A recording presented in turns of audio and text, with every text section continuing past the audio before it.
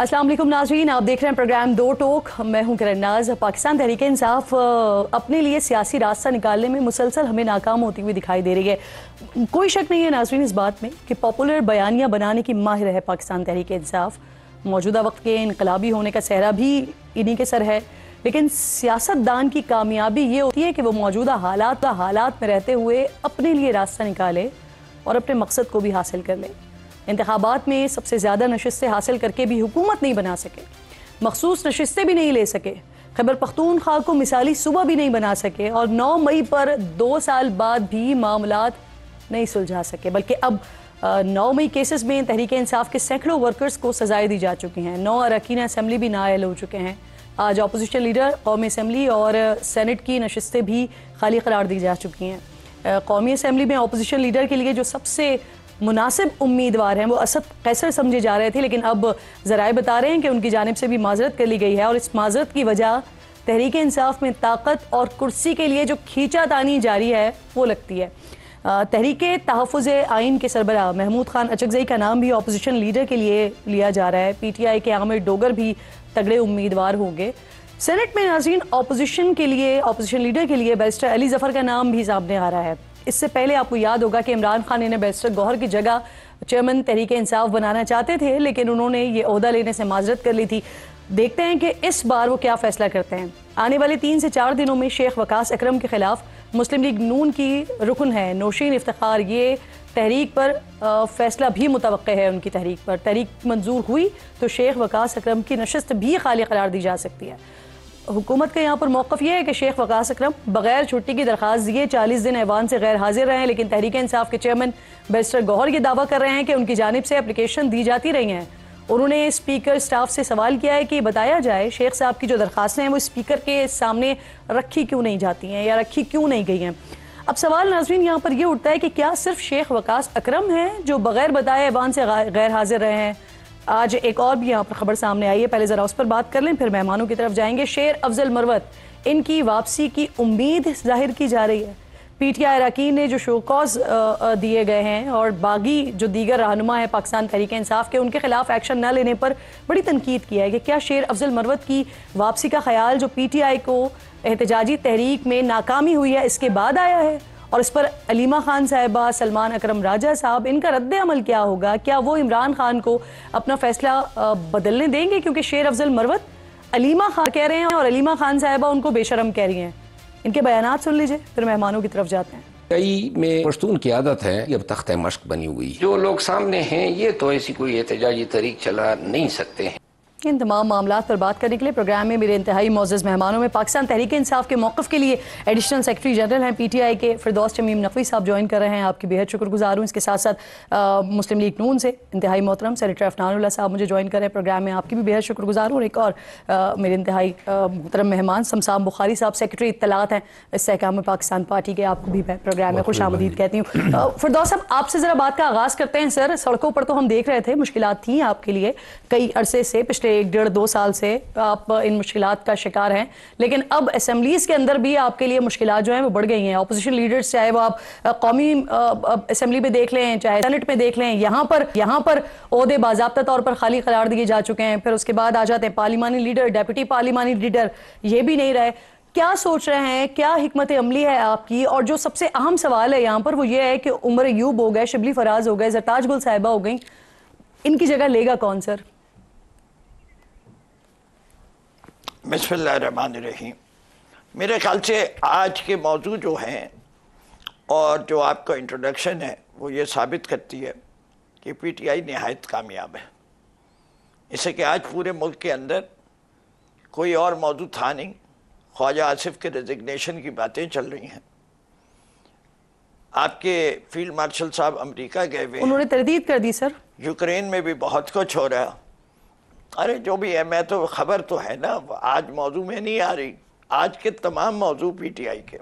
पहले किरण मैं आपसे एक गुजारिश करता हूँ, आप PTI के गोल्स एंड मेजरमेंट क्राइटेरिया को समझे। हम अपनी सक्सेस किस में नापते हैं? अपनी पॉपुलैरिटी में। आज PTI की पॉपुलैरिटी में कमी नहीं हुई है, बदस्तूर बढ़ रही है। हमारा गोल क्या है? हमारा हदफ ये नहीं है इख्तिदार में आना। हमारा हदफ इख्तिदार में या इख्तिदार के बाहर हमने तब्दीली लानी है। तब्दीली क्यों लानी है कि हमने इसको काफ़ी अरसे से ग़ुलामी नामंजूर का नारा दिया, हकीकी आज़ादी की बात की, और अब हम असली आज़ादी की बात कर रहे हैं। इस मुल्क के जिस दोराहे पे लाके हम इस वक्त खड़े हैं, इसमें हमारी नज़र में कोई शक व शुबा नहीं है कि उसमें शायद थोड़ा बहुत हमारा हिस्सा भी है कि हमारी पसमानगी के पीछे कुछ वो लोग हैं जो आइन की खिलाफ वर्जी कर रहे हैं, जो अपने अहद को तोड़ के कुछ कर रहे हैं। एक इंस्टीट्यूशन के हेड हैं और उनके साथी हैं जो कर रहे हैं।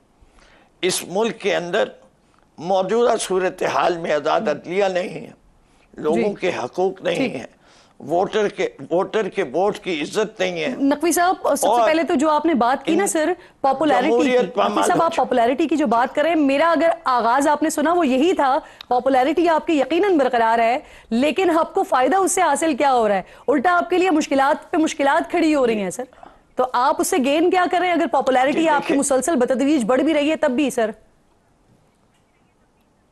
देखिए, मैंने आपसे क्या कहा, फिर दोहरा देता हूं। मैं कोशिश तो उसी सवाल का जवाब देने की कर रहा था, काविश थी मेरे ख्याल से। अगर आपको नहीं समझ में आया तो बाकी को क्या समझ में आएगा, तो मैं फिर से दोहराता हूँ। देखिए, हमारा मकसद इस एक इदारे को जिसने पाकिस्तान के 77 साल की तारीख को मस्क करके रख दिया और जमहूरियत को पामाल कर दिया है, इसको आईनी हदूद में लाना है। तभी हम समझते हैं कि पाकिस्तान की तरक्की हो सकती है। ठीक, तो इसलिए अब मुझे बताएं, पाकिस्तान की ये तरक्की के लिए आप हुकूमत में रहकर कर सकते थे सर। एक मिनट, मेरे सवाल पर भी आ जाएगा। एक मिनट जी, आ जाइए, आप पूछ लीजिए सवाल, चलिए पूछे। मैं आपसे सवाल पूछ चुकी हूँ, मैं तो इंतजार कर रही हूँ उसके जवाब का। मैं आपसे पूछ रही हूँ कि पार्लिमानी लीडर आपका कौन होगा, ऑपोजिशन लीडर आपका कौन होगा? जो उमर अय्यूब साहब हैं या शफी फराज हैं, जरताज गुल साहिब हैं, इनकी स्पेस को पुर कौन करेगा? सर आमिर डोगर का नाम आ रहा है, महमूद अचकज़ई साहब के बारे में कहा जा रहा है, असद कैसर साहब से रिक्वेस्ट की जा रही है, वो माजरत कर चुके हैं।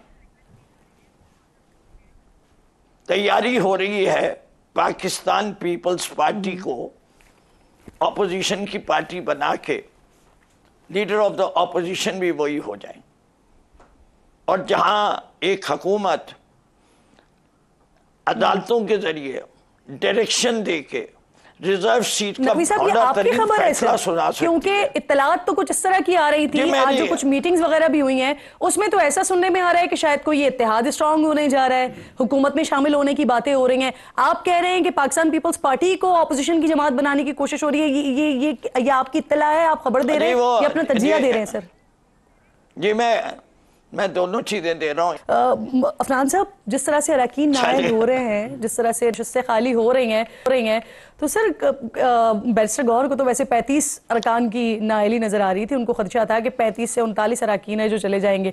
तो असेंबली में कोई होगा भी आपके ऑपोजिशन के लिए या फिर ब्लैंक चेक होने क्या वाला है? कुछ दिनों बाद हमें नजर आएगा कोई ऑपोजिशन के भी लोग मौजूद हैं वहाँ पे? जी, बिस्मिल्लाह रहमान रहीम। देखिए, ऑपोजिशन के तकरीबन 90 के करीब अरकान पंजाब असेंबली में है, PTI के तकरीबन 80 के करीब जो हैं वो नेशनल असेंबली में है। तकरीबन आप समझ लें कि कोई 26 के करीब सेनेटर्स हैं, फिर और बाकी असेंबलियों में भी इनकी रिप्रेजेंटेशन है। तो ये और तीनों जगह कहीं ऑपोजिशन लीडर नहीं है ना? वो तो अब लग जाएगा ना, ये जो इनका पार्टी का फैसला है ना, इन्होंने जिसको नॉमिनेट करेंगे इनके पास मेजॉरिटी ऑपोजिशन लीडर की इनके पास राइट है क्योंकि उनके पास नंबर्स हैं। और काउंटर क्या करेंगे जो पीपल्स पार्टी वाली बात कर रहे हैं? नहीं, देखिए, ये तो स्पेकुलेशन है, मैं इसके ऊपर क्या बात करूं कि जी ये जब कुछ होगा तब बाकायदा आप तरदीद करें ऐसा कुछ है ही नहीं, या कहीं कुछ हो रहा है, कोई होमवर्क है इस पर भी? नहीं, देखिए, ये मैं समझता हूं कि इस बात का भी इम्कान मौजूद है कि शायद वो हुकूमत का हिस्सा बन जाए।